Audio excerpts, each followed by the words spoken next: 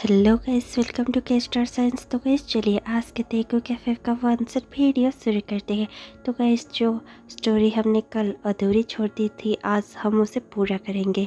तो चलिए शुरू करते हैं। ताहिन और जंगकुक मेन मेंशन में एंटर करते हैं। उन दोनों को देखते ही मैडम जियोन बहुत ज़्यादा खुश हो जाती है। वो तुरंत ही उनकी ओर चलती हुई आती है और जंगकुक के फॉरहेड पर किस करती हुई कहने लगती है, ओ जंगकुक तुम्हें इतना ज़्यादा लेट कैसे हो गया। जंगकुक स्मार्ट करते हुए ताहिन को देखता है और कहने लगता है, मुझे कुछ इम्पोर्टेंट काम था दादी। और ये सुनकर मैडम जियोन स्माइल करने लगती है। मैडम जियोन ताहिन को हक कर लेती है और कहने लगती है, ओह मेरा बच्चा, तुम आगे चलो, हम सब मिलकर खाना खाते हैं, हम तुम्हारा ही वेट कर रहे थे। ये सुनकर ताहिन भी स्माइल करता है और कहने लगता है, ओके चलिए।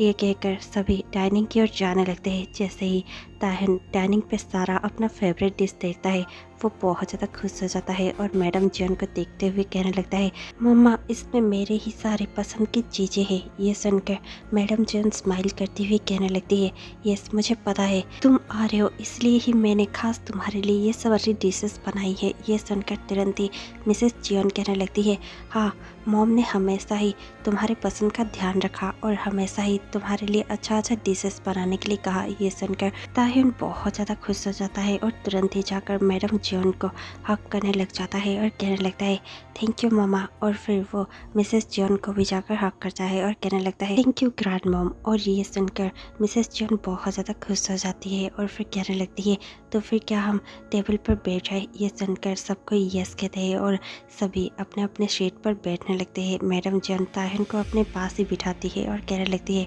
तुम यहीं पर बैठो, तुम्हारे पसंदीदा मलेशियन नूडल्स भी बनाए हैं, देखो। ये देखकर ताहिन और भी ज़्यादा खुश हो जाता है और मैडम जियोन को बहुत ज़्यादा खुशी से देखने लगता है। जंगकुक सिर्फ ताहिन को ही देख रहा था। ताहिन स्माइल करते हुए और भी ज़्यादा ब्यूटीफुल दिख रहा था। जंगकुक की नज़र ताहिन से हटती ही नहीं है और ये सब जंगकुक की वाइफ लिसा देख रही थी। लिसा बहुत ज़्यादा गुस्से में आ जाती है और बस उन दोनों को ही देख रही थी। जंगक्यून को तो खबर ही नहीं थी कि वहाँ पर क्या चल रहा है। जैसे ही ताहिन एक बाइट खाता ही है कि उसे बहुत ज़्यादा वॉमिटिंग से फील होने लगती है। वो तुरंत ही अपने मुंह को कवर करता है अपने हाथों से और दौड़ते हुए वॉशरूम की ओर जाने लगता है। सब कोई बहुत ज़्यादा घबरा जाते हैं। मैडम जियोन और मिसेस जियोन दोनों ही ताहिन के पीछे पीछे जाने लगती है। वॉशरूम में ताहिन वॉमिट करने लगता है और थोड़ी देर बाद ही ताहिन फेंट होने ही वाला था और नीचे गिरने ही वाला था कि मिसेस जियोन उसे पकड़ लेती है। इतने में ही वहाँ पर सब कोई आ जाते हैं। जंगकुक ताहिन को इस हालत में देखकर बहुत ज़्यादा घबरा गया था। लिसा स्माइल कर रही थी क्योंकि उसे ये सब बहुत अच्छा लग रहा था। जंगकुक देखते ही देखते ताहिन के पास पहुँच जाता है और ताहिन को बाहों में उठा लेता है। जंगक्यून भी घबराते हुए कहने लगता है, डैड इस तरफ। और फिर जंगकुक तुरंत ही ताहिन को एक बेडरूम में लेकर बेड पर सुला देता है। तुरंत ही उनके फैमिली डॉक्टर को कॉल किया जाता है। उनके फैमिली डॉक्टर दौड़ते हुए वहाँ पर पहुँच जाते हैं। सभी बहुत ज़्यादा परेशान होते हैं क्योंकि उनके लवली सन बहुत ज़्यादा बीमार था। डॉक्टर तुरंत ही ताहिन को चेक करते हैं और फिर सबकी ओर देखते हुए और जंगक्यून के पास जाते हुए कहने लगते हैं, कॉन्ग्रेचुलेशन यंग मैन, तुम फादर बनने वाले हो। और ये सुनते ही सभी बहुत ज़्यादा खुश हो जाते हैं। डॉक्टर को मैडम जियोन देखती है और कहने लगती है, क्या आप सच कह रहे हैं मिस्टर ली। ये सुनकर डॉक्टर अपना सर हिलाते हुए स्माइल करते हुए कहने लगता है, यस मैं सच कह रहा हूँ, ताहिन प्रेग्नेंट है। ये सुनकर सभी बहुत ज़्यादा खुश हो जाते हैं। जंगकुक सिर्फ ताहिन को देख रहा था क्योंकि उसे पता था कि वो बच्चा किसी और का नहीं बल्कि उसी का है। मैडम जियोन मिसेस जियोन को अपने पास बुलाती है और उसे कुछ कह देती है। मिसेस जियोन तुरंत ही रूम के अंदर चली जाती है और थोड़ी देर बाद ही एक रूम से निकलकर बाहर आ जाती है। जैसे ही मिसेस जियोन वहाँ पर पहुँचती है, डॉक्टर ली उसे देखकर बहुत ज़्यादा हैरान हो जाते हैं क्योंकि मिसेस जियोन के हाथों पर बहुत सारे सोने जवाहरात और बहुत सारे पैसे थे। वो पैसे और जवाहरात सब कुछ मैडम जियोन इशारा करते हुए मिसेस जियोन को डॉक्टर को देने के लिए कहती है। मिसेस जियोन तुरंत ही डॉक्टर ली को सारा गहने जवाहरात और बहुत सारे पैसे देने लगती है। मिस्टर ली के तो हाथ कांपने लगते हैं। मैडम जियोन कहने लगती है, ये सब हमारे खुशी से है, तुम रख लो ये सब। और तुमने इतना बड़ा खबर हमें दिया है, हम बहुत ज़्यादा खुश हैं। ये सुनकर मिस्टर ली बहुत ज़्यादा स्माइल करने लगते हैं। मैडम जॉन कहने लगते हैं, तो फिर अब आप जा सकते हैं। ये सुनकर तुरंत ही जॉन्गकुक कहने लगता है, डॉक्टर ली 1 मिनट। ये सुनकर डॉक्टर तुरंत ही वहाँ पर रुक जाते हैं और वो जॉन्गकुक को देखने लगते हैं। जॉन्गकुक कहने लगता है, जितने भी रिक्वायर्ड मेडिसिन और विटामिन है आप प्लीज़ ताहन के लिए वो लिख दीजिएगा। ये सुनकर तुरंत ही डॉक्टर ली तुरंत ही सब कुछ मेडिसिन लिख देते हैं और सब कुछ जॉन्गक्युन को देते हुए कहने लगते हैं, ये सारे मेडिसिन तुम मंगवा देना। जॉन्गक्युन यस कहता है। डॉक्टर वहाँ से चले जाते हैं। जॉन्गक्युन बहुत ज़्यादा खुश था। जॉन्गक्युन चिल्लाते हुए और मिसेस जियोन को और लिसा को भी हक करते हुए कहने लगता है, मॉम, ग्रैंड मॉम, देखिए मैं फादर बनने वाला हूँ। वाओ, मैं बहुत ज़्यादा खुश हूँ। और फिर जैसे ही जॉन्गक्युन मैडम जियोन को हक करने ही लगता है कि मैडम जॉन उसे थोड़ा सा दूर करते हुए कहने लगती है, हाँ ठीक है, तुम ऐसे बच्चे जैसे क्यों उछल रहे हो, तुम्हारा बच्चा होने वाला है ना। ये सुनकर जॉन्गक्युन थोड़ा सा खुद को कंट्रोल करता है।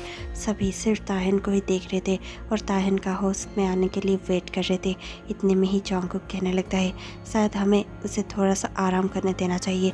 सभी यस कहते हैं और सभी आपस में कुछ बातें कर ही रहे होते हैं कि इतने में ही ताहन आंखें खोलता है। उसे पता चल चुका था कि वहाँ पर क्या चल रहा है। ताहन ने सब कुछ पहले ही सुन लिया था। वो जैसे ही आंखें खोलता है उसके पास ही जॉन्गकुक बैठा हुआ होता है। वो जॉन्गकुक के हाथों को अपने हाथों में लेता है और कहने लगता है, आओ बेबी। और ये ताहन बहुत स्लोली कहता है, लेकिन वहाँ पर कोई था जो ताहन और जॉन्गकुक को ही बहुत ज़्यादा देख रहा था और घूरते हुए उन पर नज़र रख रहा था। वो कोई और नहीं बल्कि लिसा थी। लिसा बहुत ज़्यादा गुस्से से दोनों को देख रही थी और उसका ब्लड बॉयल हो रहा था। ताहन की बातें सुनकर जॉन्गकुक भी स्माइल कर देता है। इतने में ही सबकी नज़र ताहन पर पड़ती है। ताहन जॉन्गकुक का हाथ छोड़ देता है। सभी ताहन को बहुत ज़्यादा ब्लेसिंग्स दे रहे थे। अब 4 महीने बाद ताहन अपने रूम में अकेला था। वो अपने बेबी बॉम को पकड़ते हुए कहने लगता है, तुम कैसे हो नॉटी बॉय, और क्या तुम अपने डैडी को मिस कर रहे हो? चिंता मत करो, तुम्हारे डैडी थोड़ी ही देर में आते ही होंगे। बेबी अंदर से किक करता है। ताहन स्माइल करने लग जाता है और कहने लगता है, ओह, तो फिर तुम सचमुच अपने डैडी को मिस कर रहे थे, है ना? और इतना ताहन कहकर स्माइल करता ही है कि वहाँ पर जॉन्गकुक पहुँच जाता है। जैसे ही जॉन्गकुक ताहन को देखता है वो दौड़ कर ताहन के पास पहुँच जाता है और ताहन के पास ही बेड पर बैठ जाता है। ताहन जॉन्गकुक को देखता है। जॉन्गकुक उसे जिस तरह से देख रहा था ताहन को बहुत ज़्यादा अजीब फील होता है। ताहन कहने लगता है, तुम मुझे इस तरह से क्यों देख रहे हो? जॉन्गकुक कहने लगता है, आई कांट कंट्रोल बेबी, मुझे बहुत ज़्यादा मन कर रहा है, कैन वी डू इट? और ये सुनकर तुरंत ही ताहन कहने लगता है, पर क्यों? और तुम्हें तो पता है ना, हम अपने बेबी को हर्ट कर सकते हैं। जॉन्गकुक कहने लगता है, ऐसा कुछ भी नहीं होगा, बिलीव मी। और ये सुनकर ताहन कहने लगता है, पर जॉन्गकुक कहने लगता है, मैंने डॉक्टर ली से बात कर ली थी।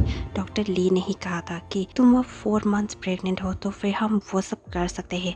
सिर्फ 8 मंथ्स के बाद ही रिस्की हो जाता है, इसीलिए तुम चिंता मत करो। ये सुनकर तुरंत ही ताहन बहुत ज़्यादा हॉर्नी फील करने लगता है और वो बहुत ही ज़्यादा सेडक्टिव वे से जॉन्गकुक को देखता है और कहने लगता है, तो फिर लेट्स डू इट। मैं भी उस चीज़ के लिए बहुत ज़्यादा क्रेविंग फील कर रहा हूँ, can we just do it? और ये सुनकर तुरंत ही जॉन्गकुक यस कहता है और जॉन्गकुक ताहन के लिप्स पर अपना लिप्स प्रेस कर देता है। दोनों ही एक दूसरे को बहुत ज़्यादा किसेस करने लगते हैं। थोड़ी देर तक किसेस करने के बाद ही जॉन्गकुक और ताहन दोनों ही बहुत ज़्यादा इंटीमेट होने लगते हैं।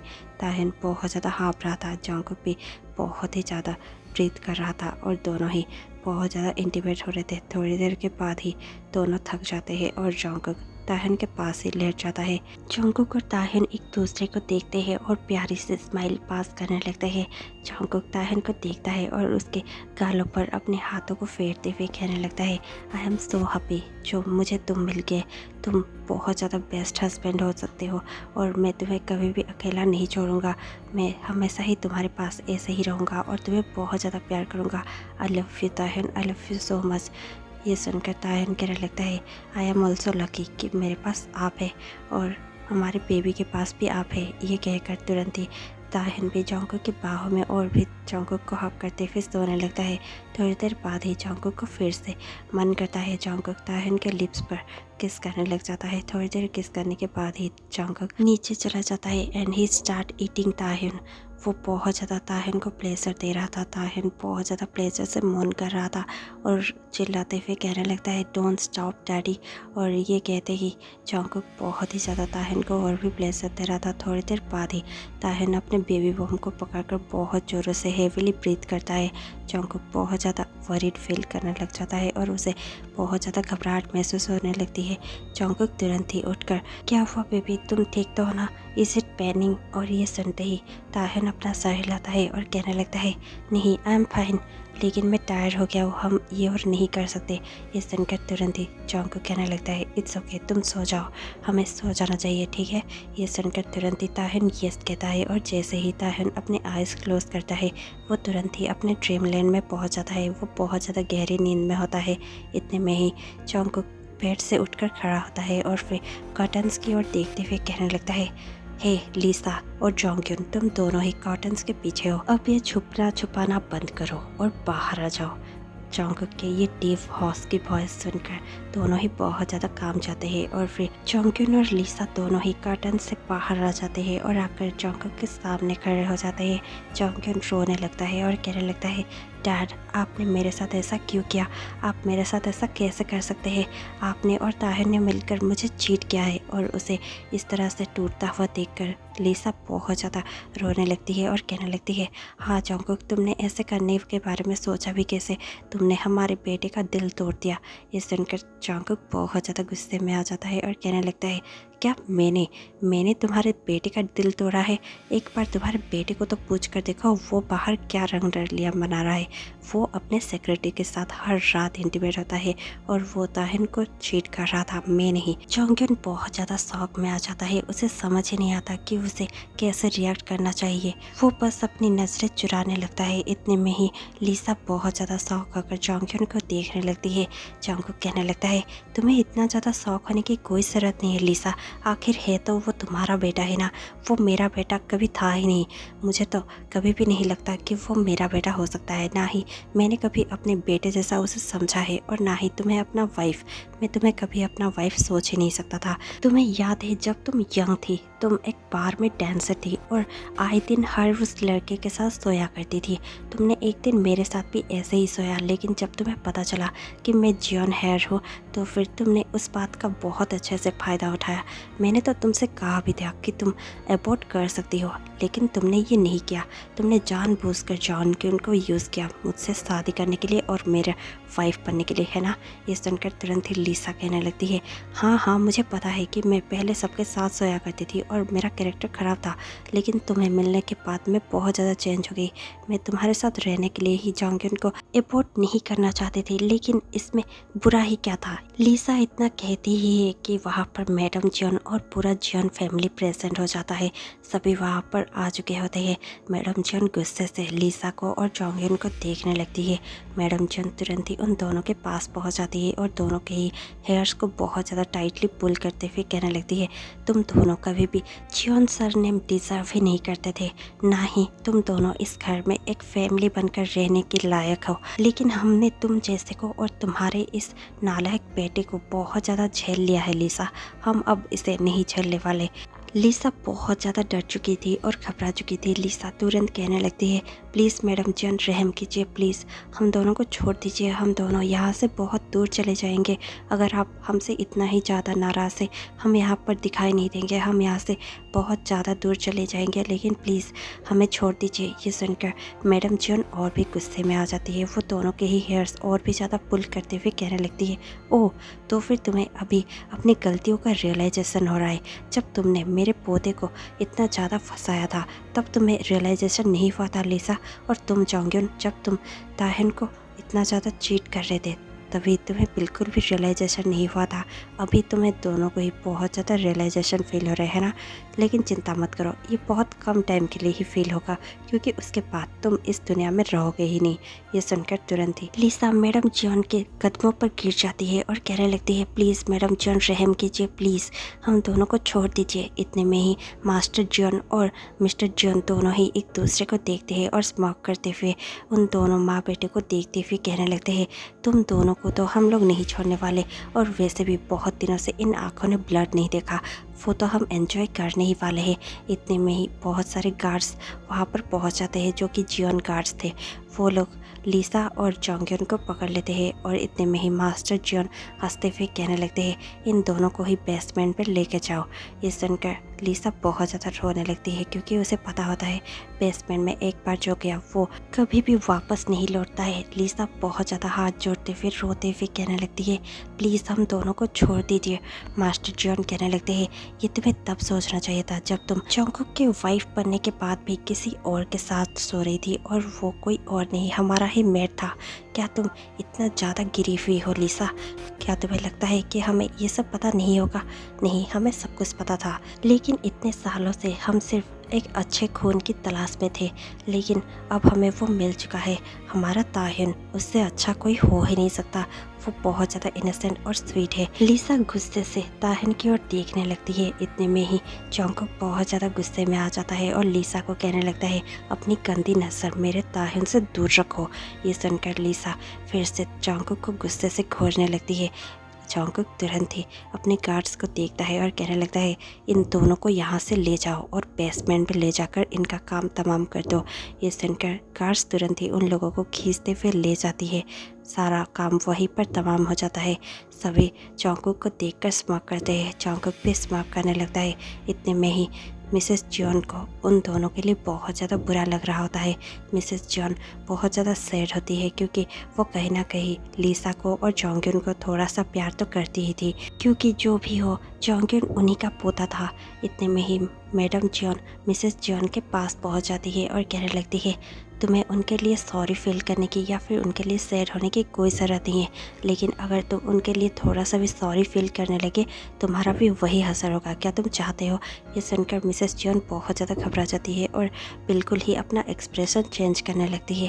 थोड़ी देर बाद ही सभी जोंगकुक को वहाँ पर छोड़कर अपने अपने रूम में चले जाते हैं। जोंगकुक ताहिन के पास बैठ जाता है। इतना सब होने के बाद भी ताहिन अब भी बहुत ज़्यादा अच्छे से डीप नींद में सो रहा था। जोंगकुक उसे ही देखता है और स्माइल करते हुए और स्माइल करते हुए उसके हेड को थोड़ा सा अपने हाथों से ही सहलाता है और कहने लगता है, बेबी तुम चिंता मत करो, अब हमारे बीच पे और कोई नहीं है, ना ही फ्यूचर में कोई भी हमारे बीच पे आ सकेगा। मैं किसी को भी अपने और तुम्हारे बीच पे आने नहीं दूंगा। और ये बेबी ये सिर्फ़ और सिर्फ मेरा है, इसका हक किसी पर भी नहीं होगा। मैं तुम दोनों को लेकर बहुत ज़्यादा पॉजिटिव हूँ, लेकिन मुझे इसका बिल्कुल भी रिग्रेट नहीं है। मैं तुम दोनों के लिए कुछ भी कर सकता हूँ। ये कहकर तुरंत ही जोंगकुक ताहिन के फॉरहेड पर किस करता है और फिर ताहिन के बेली पर भी किस करते हुए वो फिर से बहुत ज़्यादा डार्क स्माइल करने लग जाता है। ये स्टोरी यहीं पर ओवर हो जाती है।